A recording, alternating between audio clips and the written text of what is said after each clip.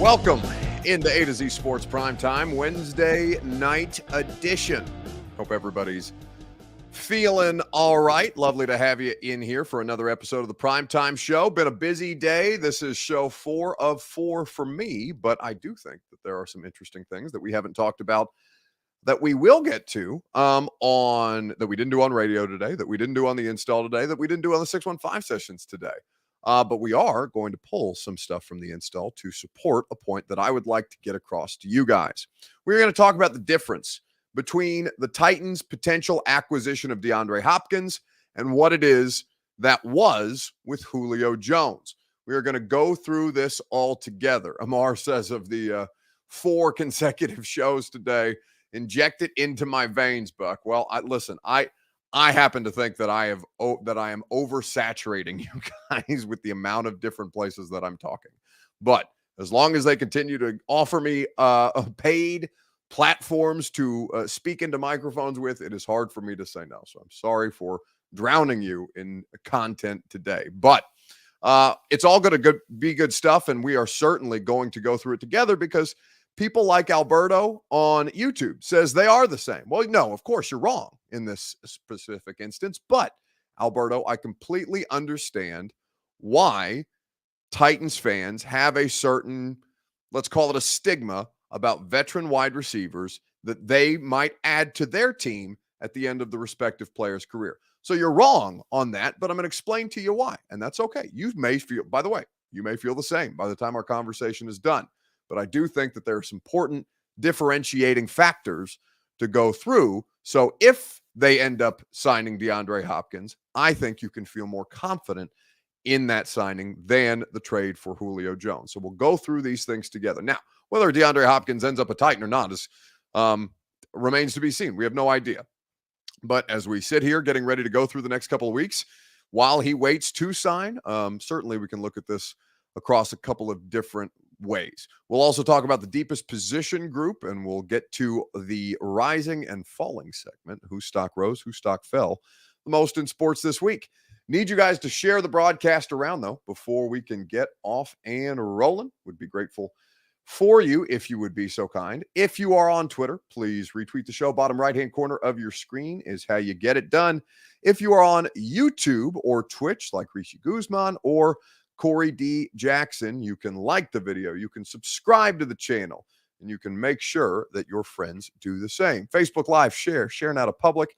That is in the bottom left-hand corner of your screen. David Corbett says the hardest working man in Nashville media. I don't think that's true because this, honestly, I was thinking about this today and I was listening to my buddy Josh Pate's podcast. And for me to ever think about this as work, even though it is my job, I really don't. Like, I know I bitch a lot about a bunch of different things, but I do have a deep sense of gratitude that you guys allow me and that you guys support all the different shows that I do. So as long as you guys want to stick around, well, I'll be happy to keep doing them because nothing makes me happier than getting to hang out with y'all on a regular basis. Let's go ahead and get this thing rolling. Welcome into A to Z Sports Prime Time on this Wednesday night from the Superbook Sports Studios.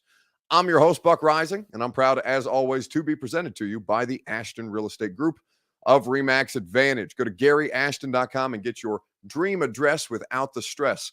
The Intel edge you need to succeed can be found at GaryAshton.com. Go to TrueMath Fitness in the Gulch for your first workout free. Tuesdays and Thursdays, you guys know that's my TrueMath days. That's when I go in for personal training.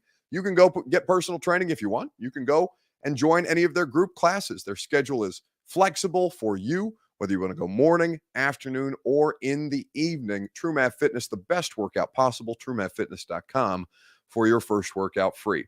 And Superbook Sports. Download the Superbook Sports app. Plug in the promo code ATOZ, and they will match your first bet up to $250. Terms and conditions apply at superbook.com. DeAndre Hopkins, and looking at all the different options that are on the table for this man. One of the biggest, and let me not say the biggest, one of the loudest arguments against DeAndre Hopkins being signed by the Tennessee Titans is what? It's the idea that the Titans have signed Randy Moss, Andre Johnson, traded for Julio Jones. None of those three veteran, formerly great wide receivers panned out for the Titans. Hopkins and Julio, when he was traded for, about the same age as DeAndre Hopkins is right now. So what's the difference at this point?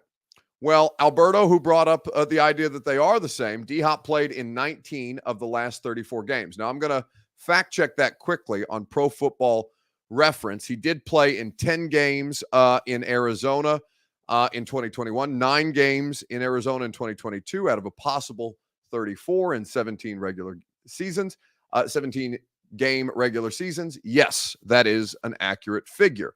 But those two situations are not created the same. He did have injuries in 2021 that cost him time. He was, in fact, that was the worst statistically year of DeAndre Hopkins' career. He had 8 touchdowns, but he only had 572 yards. It was a career low in receptions, career low in targets, and he did play 10 games, but did miss some time. The year prior, he was a Pro Bowl wide receiver, and that was a streak of 4 consecutive Pro Bowls, 3 consecutive All-Pros going back to 2017 through 2019 for DeAndre Hopkins.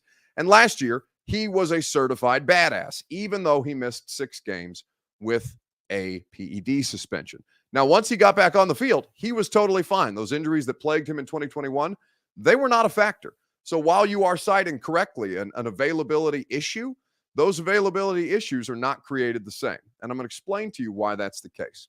But I want to ask you on Facebook, YouTube, Twitter, and Twitch, your Two Rivers Ford take, what's the biggest difference between Julio Jones and DeAndre Hopkins at this stage of their career? It's your Two Rivers Ford take. As always, it is made possible by the great folks at Two Rivers Ford. Go to Two Rivers Ford in Mount Juliet for quality American-made Ford vehicles and award-winning customer service. 40 years in the business is Two Rivers Ford in Mount Juliet or online at tworiversford.com. So, what is the biggest difference between DeAndre Hopkins and Julio Jones? Eric Castillo says, not shit. They're changing offensive philosophy this year, and they need a top-notch receiver, says Rodney. William Romer just wants D-Hop to make a decision. That's not going to happen for several more weeks. In fact, I don't think it's going to happen even at the start of training camp. I think he's going to drag this out for quite some time. The difference, says Amar, is Julio is washed, and D-Hop can still play at a high level. Nathaniel says that the will to want to play and not just for a check. Oh, okay. So you're saying that Julio Jones was just in it for the check. Excuse me. And DeAndre Hopkins was not. DeAndre Hopkins, the thing that's most important to him this offseason is money. So, in fact, I think you have those things flipped. Now, Julio Jones, while money was important to him, money was not the most important thing. If money was the most important thing, he wouldn't have played for Tampa Bay last year. Now, I do think that there is a degree of, hey, try to make the money where you can. Doesn't mean that he's not a competitive player. Julio Jones was still a highly competitive player. Julio Jones went above and beyond, even though his body continued to fail him. So while I understand your frustrations with Julio, that's not a fair characterization of what Julio Jones's time here was. Now, I will say that one of the biggest negative impacts that Julio had was on AJ. And this is something that I talked to people in the locker room after the fact about Julio Jones and his influence on AJ. A lot of the reasons why AJ, ended the way that AJ did is the influence that Julio had on him. He was very much in AJ's ear. And of course, AJ, very impressionable, understandably so, very much looking up to Julio Jones. Why wouldn't he? And I'm not saying that Julio was wrong to influence AJ as far as contract negotiations and things like that go, because ultimately ended up working out really, really well for AJ Brown. But I do think that was one of the most detrimental impacts of the Julio Jones situation. So like I said, I understand your frustrations, but that's not a fair characterization. Jimbo correctly says, we're all in it for a check.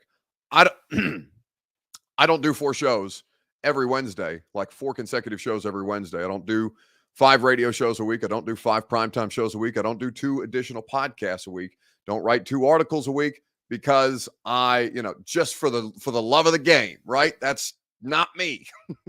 I do it because they pay me really, really well to do all of the things that I do. It's a great job, like I said, but it is a job. And while it may seem like the playground to you, and it absolutely is the playground by any stretch of the imagination, it's still what I do for a living, right? It's how I pay my mortgage, how I make sure that the cats that the cats have adequate food and shelter and all these things. It's how I pay my bills. It's all of it, right? We all do these things for the check. So I think that when you go through all the different elements of this, if you're going to accuse Julio Jones or DeAndre Hopkins or any of these players, Taylor Lewan, Robert Walsh, whomever you want to accuse of just doing it for the bag, understand, yeah, that's what we all do.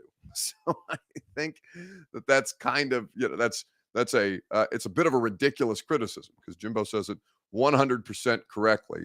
We are all in it for a check. Jackie Hulbert says, Buck, get me a job. My cat wants your cat's life. I wish, I could, I suppose, turn this in the direction of where Leo's not in here with me, but Frank is sleeping very comfortably in the office right now. I do not want to disrupt the entirety of the primetime proceedings to show you guys the office, but there is young Frances sleeping in her bed, very comfortably, living in the lap of luxury here in the palatial Rising Estate. David Corbett says your social life must suffer. No, I was all kinds of lit up at Bonnaroo this weekend, baby. I was having the time of my life. I went to a wedding in Indiana on Saturday, drove back to Nashville at 5 a.m, went to Bonnaroo on Sunday for 15 hours with Bert and Lucas, and we had a hell of a time. My social life, basically, I don't go to weddings. If you get married during football season, I will not be there. It's just a kind of rule. For example, I'm going to Vegas this weekend for a friend of mine's bachelor party, but I can't go to his wedding because his wedding is the first weekend of training camp. So yes, there are some social life sacrifices, but for the most part, we continue to soldier on. Anyway, let us continue to discuss the differences between Julio Jones and DeAndre Hopkins. The biggest difference to me was laid out today by Greg Cosell. We are back doing updated episodes of the install. We had been cutting up, or the production staff at the radio station had been cutting up into pieces and parts, into 5 or 6 pieces and parts, the live show that we did at the Analog. Today was the first day that Greg and I have done a new one since the live show last May. So Greg and I got into, obviously, the DeAndre Hopkins situation. And what I asked him was, well, Greg, the way that this guy plays, it's not necessarily something that is going to age poorly over time. And I thought the way that Greg laid it out was as good an explanation as you'll hear. DeAndre Hopkins, at this point of his career, what do you see when you watch him on tape in that Arizona offense, understanding that his PED suspension cost him some time, but when he got back out on the field, he still found ways to be hugely productive? Without question. He missed the first 6 games, and I think he caught close to 75 balls. Don't forget, his game is not built on vertical speed. He is not a burner. Anytime he gets vertical, it's for reasons other than pure speed. And I think that he is as refined and subtle a route runner as there is in the game. I think that his ability to create just enough separation at the top of his route stem is really, really high level. We know he has great, great hands. DeAndre Hopkins reminds me of a conversation I had years ago when I interviewed Chris Carter. And I remember I asked Chris Carter about his off-season routine. And he said to me, I try to work on the things that I'm not good at. So the thing I don't work on is catching the ball, because I'm really good at that. And he was right. The way he said it, it came across, in sort of an egotistical way. But of course, great players in every sport are egotistical to a certain extent. They have to be. That's Sure. Just the nature of performing at a high level. But I'll never forget Chris Carter saying that. And DeAndre Hopkins is the same. DeAndre Hopkins has great, great hands. He catches everything. He creates just enough separation. He's deceptive run after catch. In other words, you don't see him catch it and you go, wow, look at the juice that this guy has. But he's got this deceptive ability to kind of make people miss in a short space. And he's physical and he's competitive. And, obviously he'd be the kind of guy that could help a wide receiver room. He could help a quarterback, whether it's a veteran like Ryan Tannehill or a young quarterback like Will Levis. He has that understanding of the game. He's still a really productive receiver. That's what you're looking for. we can debate styles of play. That's a different question. I mean, obviously, like I said, he's not just going to run by corners, but he's a productive wide receiver who knows how to get open, knows how to run routes, can line up outside, can line up inside, understands how different splits, receiver splits impact the way you run routes. He's just a really professional, detailed receiver. That's the difference. It's in the way that they're aging. A to Z Sports Primetime is made possible by the Ashton Real Estate Group of RE/MAX Advantage. Go to GaryAshton.com and get the intel edge you need to succeed. Don't sell without the intel that you'll get at GaryAshton.com. That's the biggest difference between Julio Jones and DeAndre Hopkins. Julio's aging process, Julio can still do the things that have made Julio Jones great, but he can't do them for very long. His body, the way that his body is aging, the explosiveness with which Julio goes about doing his job, running his routes, stopping and starting. His hamstrings at the time that they traded for him, 31 heading into 32, they just weren't able to bear that kind of strain at this point. DeAndre Hopkins has had injuries before in his career. No player plays as long as DeAndre Hopkins does and is without injury. And listen, at some point, his body will break down in a similar way. But I think that when you look at the situation for DeAndre Hopkins, every reason that Greg just laid out is why his game is going to age better. Hopkins doesn't do it the way that Julio does. Hopkins isn't a straight line burner. Hopkins isn't a great separator by conventional terms, but all the different nuances and, of course, his physical gifts. He's got hands the size of your head. He is a player that, while it may not be 5 years, he can continue to perform at a high level for at least, I would say 2 to 3 years in some form or fashion, because everything that he does, it's not predicated on overwhelming athletic gifts or physical traits. Those things help him be elite, but the things that make him a top flight wide receiver, it's not aging in the same way. Royal Wright says he has what I call tricky speed. That's what I'm saying. Like deceptive, it's sometimes used for white football players, right? Or white athletes. Deceptively quick or, sneaky athletic or all these things. But that's DeAndre Hopkins. That's who he is. And I think that when you look at the ways that that this player goes about the job that he does, and if you go back and look at last season, the dude is a dog. Like, he just goes out there and busts ass. Like, this is the kind of player that it makes all the sense in the world for the Titans to add. Whether he ends up choosing them or not, that's remains to be seen. But I think for the Titans, he makes all the sense in the world. And we had Diana Rossini on the radio show today.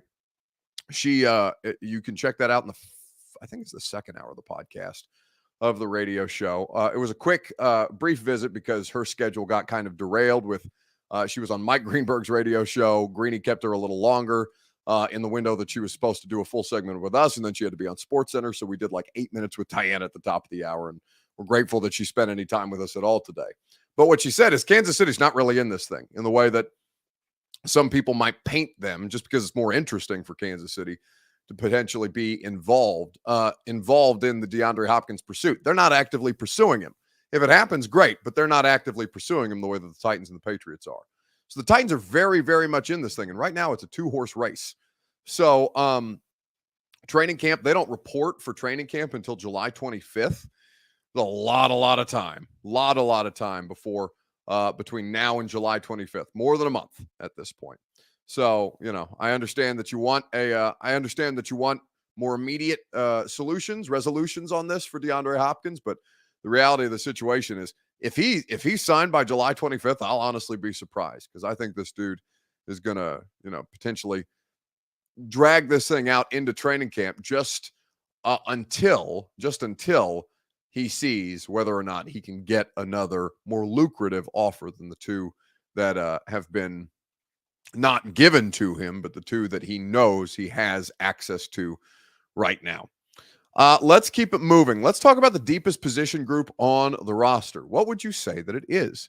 On Facebook, YouTube, Twitter, and Twitch, we'll talk about it together right after I remind you that the Primetime Show is made possible by TrueMav Fitness in the Gulch. Go to TrueMavFitness.com for your first workout free as a Middle Tennessee resident. Nobody puts you in better positions to succeed. Nobody will help you improve your fitness the way that TrueMav Fitness can do. Their coaching staff, awesome. Their workout schedule, great for group workout classes. If you want to go in the morning, get in and out in 40 minutes from stretch to finish, it is the best and most efficient workout that you will find. If you want to do it on your own time, they have an open gym. You can just sign up for their memberships, give you access to the group classes, to personal training if you like. I personally go to TrueMav for personal training every Tuesday and Thursday morning at 8 a.m. So hopefully I'll see some of you guys soon for your workout. For your first workout is free at TrueMavFitness.com. So if you're ever in there on a Tuesday or Thursday morning, I'll see you there. So looking at the position groups for the Titans, what's the deepest, would you say? Well, we draft a running back every year. When's the last running back they drafted before Spears? No, I mean, I guess they did take Hassan Haskins last year. And the year before that, I don't believe there was a running back drafted, but Darrington Evans was a part of that horrendous 2020 class. They have drafted a fair amount of running backs, given the idea that not a lot of other running backs play beyond Derrick Henry. I do like the running back group, and that was something that my colleague, Kayla Anderson, who is on the radio show before mine every morning from 6 to 10 a.m., apparently that was the case that she was making on their show. The NFL. But Kayla, we'll start with you on this one. Yeah. Based on what you've seen at practice and just the moves this team has made over the offseason, where does your brain go first when you think of deepest position groups on this Titans roster? Well, because we've talked about one person specifically, but not the group as a whole, I think running back position is definitely got to be one of the deepest positions on this team. And I think that's maybe not where your brain will first go, because we've talked about this as well. Yeah. It's the position that's a little bit underrated, but not on this team, and should never be underrated, at least how they continue to use that running back position. And now you're kind of seeing these backs, at least what we've seen so far in OTAs and minicamp. Like, I think they're going to be involved in the passing game a little bit more. Even a guy like Tajay Spears, who's new, we're seeing his ability to be a natural pass catcher. And they've been working on a lot of that without going into detail, because we can't. Yeah. But then you still have your guy, the king, Derrick Henry, is still doing things for this team. As many carries as he's had, even after the foot injury, he's still the king. He's still number one. But now you got Tajay Spears. Let's not forget about Hassan Haskins, who I still think has a lot of potential to do some good things for this team. Ramon has harped on this time and time again. Don't count out Hassan Haskins. And then behind him, y'all, is Julius Chestnut, which we forget about sometimes. A guy that has done stuff, who has shown some good moments, who can come in at any given time and maybe, fill in if there's an injury or whatever. Like, that position is freaking deep. Mm-hmm. So that is the case for the running back position, is the deepest group on the roster. And it's a good argument. I don't really give a shit about Julius Chestnut, but how many teams have like four deep at any position, like four truly good players? I have no idea whether Hassan Haskins is good or not. And Spears just got here, but they don't have great depth anywhere, is really the answer to the question. The depth on this roster is truly suspect. And the deepest position group by a mile is punter, because they have somebody who was already in the NFL Hall of Fame for setting the record as a rookie for the I think it was the average net punt yards in a season for Stonehouse. Either way, I can't remember the exact record that he broke, but he's an NFL Hall of Fame record holder in his rookie season. So the answer is punter, truly and honestly. Now, quarterback, you could make an interesting case for quarterback. I don't know that I would, but I think to go 3 deep functionally with 2 of those players having starting NFL experience, one of those 2 very, very much suspect in Malik Willis, but who's to say that he can't improve substantially? Stephen King says, look, it's Bert's new friends. Yes, we've sent him away to the morning show, and that's where we will relegate him from 6 to 10 every morning. It's a wonder that he manages to make it to prime time every night because unfortunately for me, I still have visitation rights with Bert in the divorce. But looking at the situation for the Titans, Trippin' Titans, I think, says it accurately. Quarterback is same as running back. Don't know what you've got yet. And I think that that's probably accurate. So those are more important positions. Punter is the answer, even though there's just one player there. Punter truly is the answer. But quarterback and running back are probably the next 2. It's just the unknowns behind the starting players right now. While the starting players are definitely above average by any measure, Derrick Henry and Ryan Tannehill above average players at their position. I don't know enough about what's behind them to say that truly those positions have depth. Hassan Haskins, whatever. Spears just got here. Julius Chestnut, no thanks. Levis, no idea what to make of that dude. Willis, he had a lot of work to do. So I think that when you look at all the different ways that you could talk about this, Jacob Ray says, doesn't deep imply more than one? It can, but I do think for the purposes of this exercise, if we're going to apply this to all position groups, there's not a deeper or there's not a position that is more fortified on the roster than the punting situation. Deep, I might accept running back just because I've seen them replace Derrick Henry just fine. Like, they're obviously a better football team with Derrick Henry than with Derrick Henry than without Derrick Henry. But like the year that in 21, when they had to replace Derrick, like they put together a completely functional running game, and they were, it took 2 players to score as many touchdowns in 9 games as Derrick did by himself in 8. And that's not insignificant by any stretch of the imagination. But like Dontrell Hilliard and Deontay Foreman very effectively replaced Derrick Henry in that moment. So maybe running back just by nature of running back being more disposable. But I would say that punter is probably the best position group on the roster just by nature of him being so overwhelmingly better at what it is that he does than every other player on the team, which, sounds familiar for Titans fans. Cough, cough, Brett Kern. Major Keys says, why don't we talk about the O-line? I want to know about that guy from Maryland. They say he doesn't like football, but has all the attributes to be a god tackle. I don't know about that last part. I don't want to talk about offensive line until they put pads on. I don't give a shit about offensive line who are just standing there going through the motions in 7-on-7. That's basically what OTAs is. Now, I know that's not what you want to hear, and they did get plenty of good work done, like working on the technical side of things, hand placement, how they combat certain moves from pass rushers, even though the rush isn't live at these points. But it's basically 7-on-7 football, and who doesn't really participate in 7-on-7 football? Offensive line and defensive line. Really, the running game. I have no idea what to make of the running game because these dudes don't have pads on. So, not to say that we're going to wait 6 weeks to talk about the offensive line, but we're going to wait 6 weeks to talk about the offensive line. There's nothing from the last month and a half of Titans voluntary or mandatory work that told us anything about the offensive line other than the 5 starting players that it sounds like they're going to roll into training camp with. Whether they end up being the same 5 by the time training camp's over, that remains to be seen.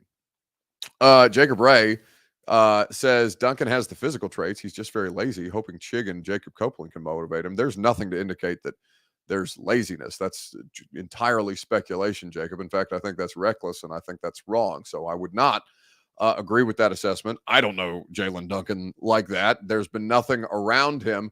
Now, there has been some things to question, does he love football quite as much? But that's not the same thing as laziness.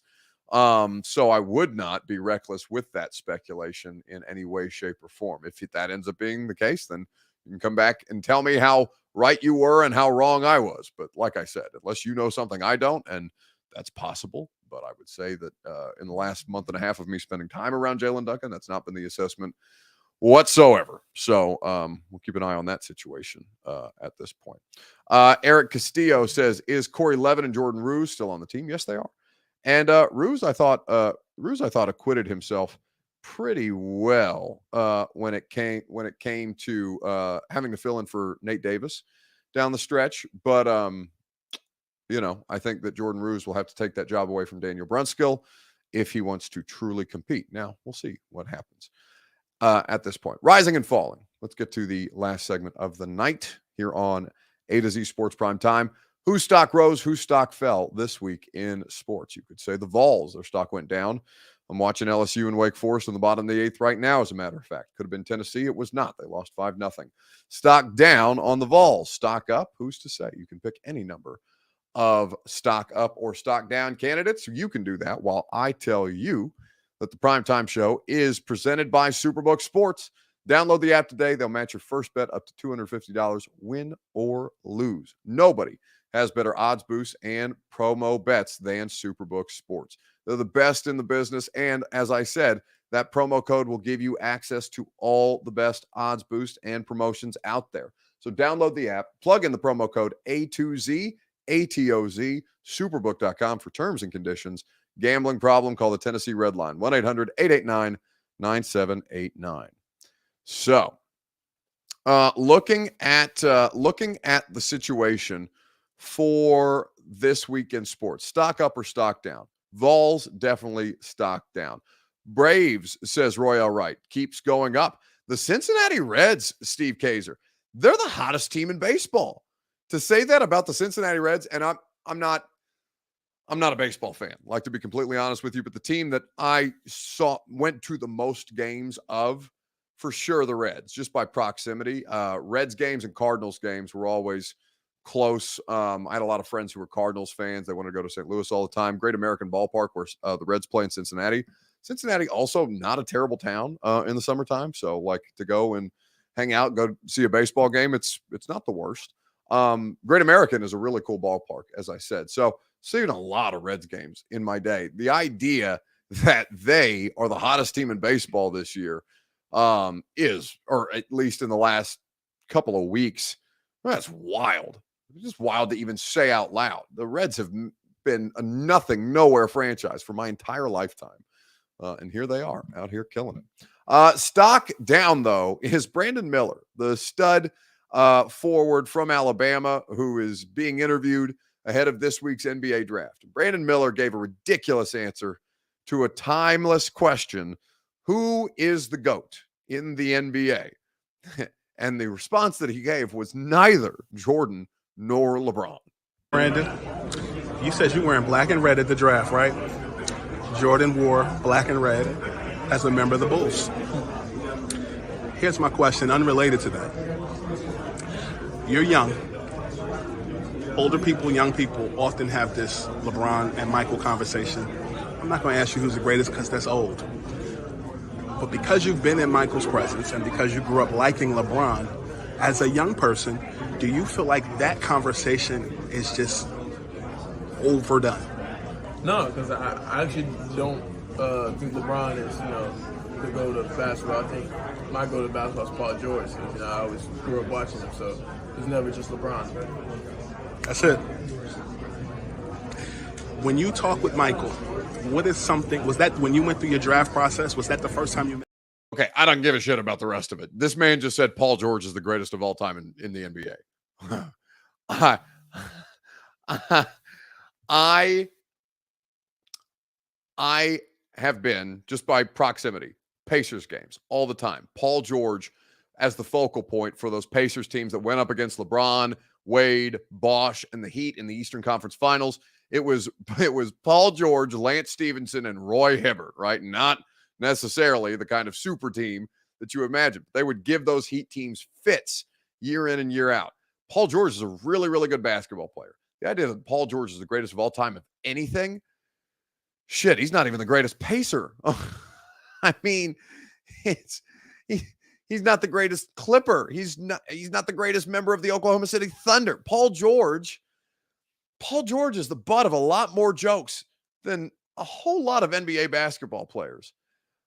I have no idea what's happened to Paul George at the end of his career. I haven't seen shit about Paul George in the last, I want to say 2 or 3 years, really. That Brandon Miller, who has an argument to be the Victor Wembanyama is going to be the number 1 overall pick in the draft. Where Brandon Miller ends up landing, TBD, but he's probably going to be a top 5 pick. It's craziness that would even come out of his mouth. Everything that Brandon Miller knows about basketball, stock the bleep down. Ken Caniff says just literally broke a rib laughing. It's wild. Like, this man who called himself Playoff P, Paul George, and won absolutely nothing of consequence his entire NBA career. I just, respectfully to Paul George has had a successful NBA career. I don't know if Paul George is going to end up in the NBA Hall of Fame, in the Basketball Hall of Fame. A lot of people do. But, man, do I struggle with Brandon Miller's assessment of Paul George as the greatest of all time, respectfully. Stock up at this point. Stock up, I would say. I just now saw who Bert said is the interviewee in this next clip that we are getting ready to play for you. Jill Jelnick of Fox 17. Jill Jelnick caught up with George Kittle, who is in town for Tight End University. So is Gronk. I saw Lawan and Compton were out there today chopping it up with those in attendance at Tight End U. And certainly George Kittle is always a great interview. It's very special to you, the 3rd annual Tight Ends University.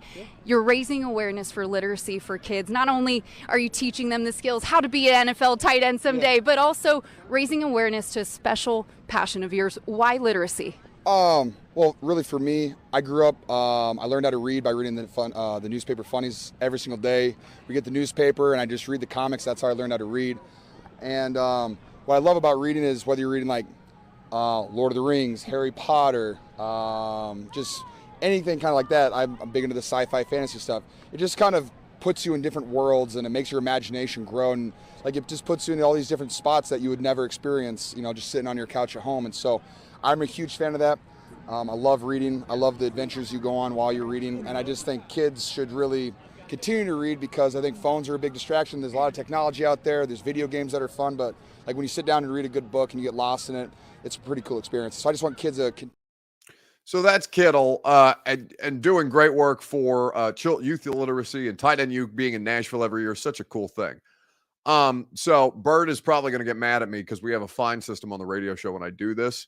But I'm very excited to go to Lawan's house next Tuesday because Taylor Lawan is hosting his annual Beer Olympics. Now, I'm not competing this year. I'm not on one of the teams that they have announced, but I am there simply as an invitee, and I'm looking forward to hanging out. I know Kittle and DeForest Buckner, the Colts defensive end, are on a team. I'm looking at the teams right now. This really should be a massive find. We'll figure out a way to find me on the primetime show the same way that we do on the radio show. So the teams right now, Corey Levin and Jordan Ruse. So that's team the boys, not Team Titan, but team the boys. Team Booze Ponies. You have Dana Beers and somebody named Feidelberg, who is apparently a Barstool employee. You have DeForest Buckner and George Kittle. That's team number 3. You have Team Midland, who is a country act. You have Team Supervillains, Uncle Laser, a comedian, and James Neal, the former Nashville Predator. James Neal is absolutely a supervillain. That's hilarious. David Bakhtiari and Tucker Kraft. So Tucker Kraft, the tight end for the Green Bay Packers. So those are the 6 teams that have been announced so far. I believe Taylor told me there were 12. So they're just throwing a party around Beer Olympics. I'm not on a team competing, but I'm probably going to end up being recruited to do some announcing in the middle of all this, which is I'm not a play-by-play guy. So to embarrass myself in front of a bunch of drunk professional athletes is probably not something that I'm mentally or physically prepared for. But we will see how it goes. I will report back.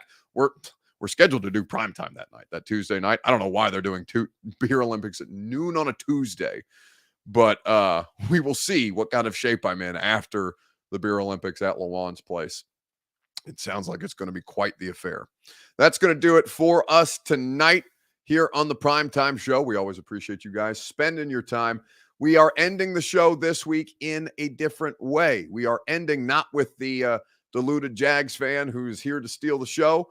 We are ending the Primetime Show with a video that is telling you guys about the great work that Home Street Home is doing. We've got our charity bowling event coming up in less than a month, July the 13th. I know it seems like it's far away. It's really not. If you guys haven't bought tickets to this, please do so before they sell out, because I want as many of you to have the opportunity to come and hang out with us and a lot of special guests. I'm going to be doing a lot of recruiting for the bowling event at Beer Olympics. I haven't told Lawan yet, but I'm absolutely going to take advantage of that Rolodex and see if we can't get some special appearances for the Split Happens bowling event. Bert is going to drop the link to the event for you to buy tickets in the chat. The proceeds go to charity. They also include for you free food, free booze, and 4 hours of unlimited bowling from 6 to 10 p.m. at Kings Bowl in Cool Springs. So we're going to end the video with a little bit more, or end the Primetime Show with a video explaining to you a little bit more about what Home Street Home does. See you guys. Very important. I got my belly full, and I got a nice place to sleep in my tent, and they help me all the time.